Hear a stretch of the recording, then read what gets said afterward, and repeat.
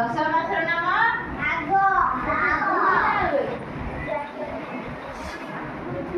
ପୌଷ ଓ ମାଘ ଦୁଇ ମାସରେ କଣ ହୁଏ? ପ୍ରବଳ ଶୀତ ପଡେ। ପୌଷ ମାଘ ଦୁଇ ମାସକୁ କଣ ଶୀତ ଋତୁ କହନ୍ତି? ଶୀତରେ ବାଘ ପରି ହୁଏ। 11 ମାସ ନାମ କଣ?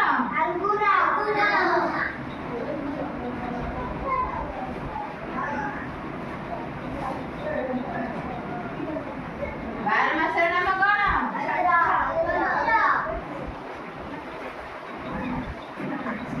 ଚୈତ୍ର। ଫାଲ୍ଗୁନ ମାସରେ କେଉଁର ପଡେ? ଫଗୁ ଦଶମୀ ହୁଏ। ହୋଲି ଖେଳ ପଡେ।